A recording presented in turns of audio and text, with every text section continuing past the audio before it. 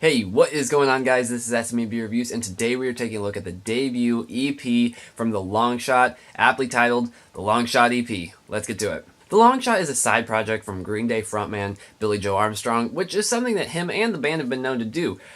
Whether it's Foxborough Hot Tubs or a couple other bands that they've done, him and the band have all had this kind of style of rebranding themselves as a different band. Usually it's to kind of mix up the style, either a little more new wave sounds or a little harder punk sounds than the pop punk that they really do make.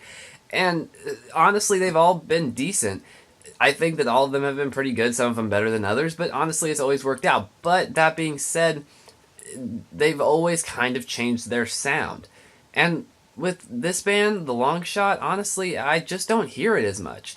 I think that it's fine. I honestly do like everything on this EP, which is kind of just a single before the album comes out, so I'm having a hard time. I'll talk about that later. But honestly, I do like everything on it. It's just very Green Day. It's not really anything different. They didn't do anything different. Now, I understand. He probably is just trying to... He might be trying to get away from the other band members of Green Day, Mike Dirnt or Trey Cool, or he's just trying to be in a smaller band so that he could play maybe club venues instead of having to always play those arenas, which makes sense. And honestly, just wanting to experiment around and play around with some different people, that's fine. I don't have a problem with it. It's just weird because all the other projects that he's done have kind of taken a different take on that Green Day sound. This one, not so much. It honestly does sound straight off of Revolution Radio. It sounds like some tracks that were cut. Now, that's not to say they're bad, but they do sound like just tracks that were cut from Revolution Radio. They all have that kind of power pop punk kind of sound that have always been present in Green Day, especially the newer form of Green Day, kind of American Idiot on. It's definitely reminiscent of that. I wouldn't say it's reminiscing back to Dookie or any of those albums. I definitely think it's American Idiot on kind of sounds, but it is very much Green Day. And so I think that some people's mileage may vary with this. Because honestly, if you're a fan of Green Day, or you like that kind of sound, this is going to be really good. But also, Green Day has done what the Longshot is trying to do better, I'd say. Not that these songs are bad, it's just that Green Day is just not better because of the instrumentalists or anything. I'm not even trying to compare them. I'm just saying these do honestly kind of sound like B-sides to some of Revolution Radio. And it's not that they're terrible, it's not that they're bad. It's just they're very cookie-cutter Green Day. Now, in comparison to other bands, I think that a cookie-cutter Green Day song is much better than a lot of other bands in the same vein. I'm actually a huge fan of Green Day. I've always really liked them and respected them, and a lot of it does come from the members because each of them are extremely talented. And so I think that could be some of where the quality's dipping. It's hard to tell, but honestly, I think that this is good.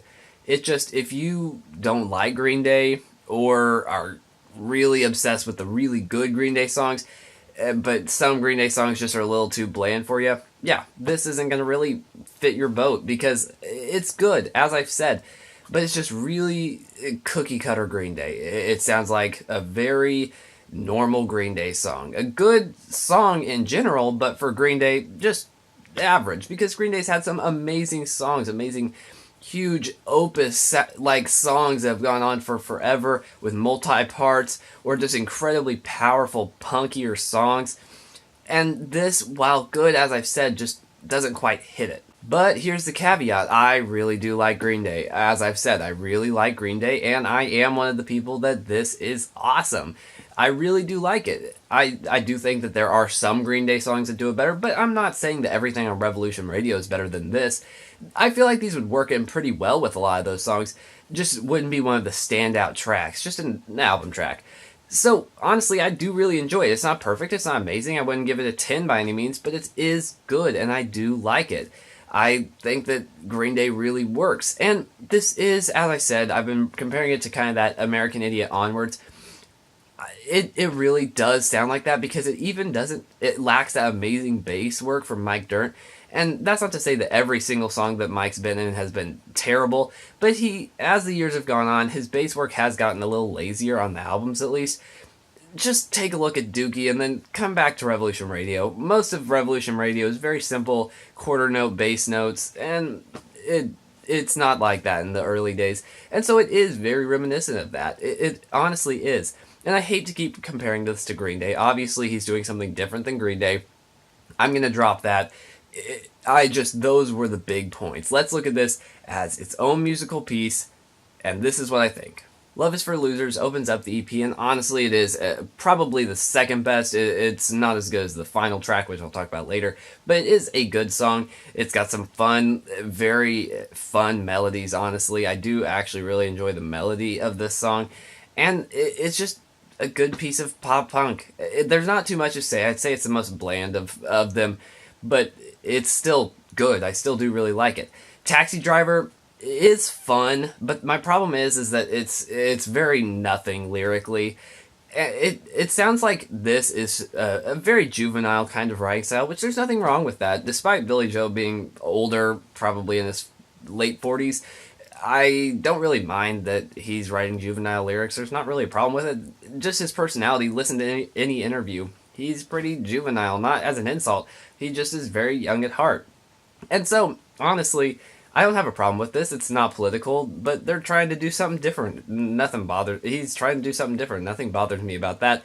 Taxi Driver they just say Taxi Driver a bunch.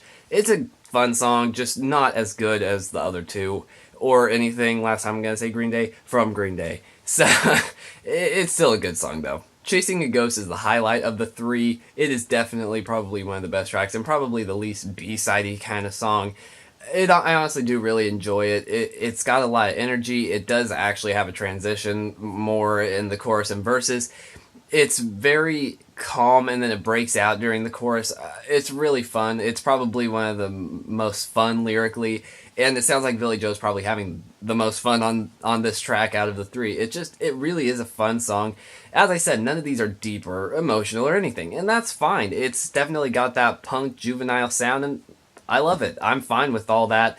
That is a point to be made. If you're looking for political whatever, it's not going to be here. It's just not. So I said I didn't know whether to call this an EP. It's definitely an EP. Kind of. It's a little short for an EP, but it's an EP. But yet it's also just kind of 3 singles that are coming off the album that will be coming out, because the Longshot are releasing an actual album eventually. And so I didn't know whether to review it as an EP or as a couple singles and review each song.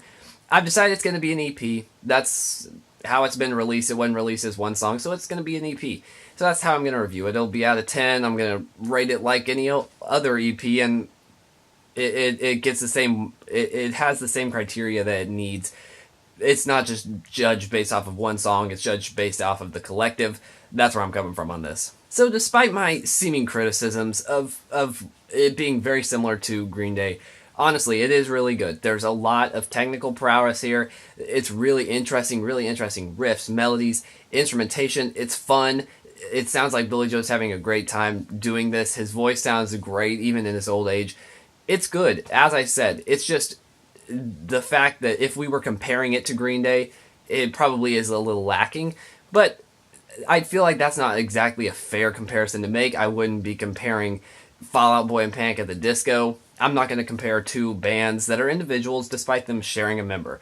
I do think that the comparison needs to be made, but I don't feel like it's fair to completely criticize the lack of quality from Green Day to this. They're also missing 2 members, supposedly. From all the research I did, I can't even find out who's in the Longshot. All I see is Billy Joe. So for all I know, it's all 3 of them are in it, and they're doing like a network kind of thing again. Whatever. I don't know.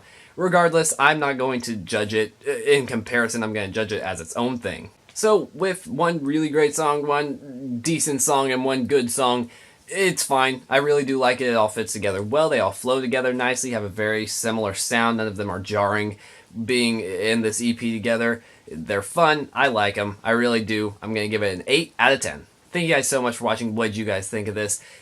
What are your thoughts in the comparison to Green Day? What's your thoughts on it in general? Please let me know. I really am interested, and I definitely plan on actually covering the album.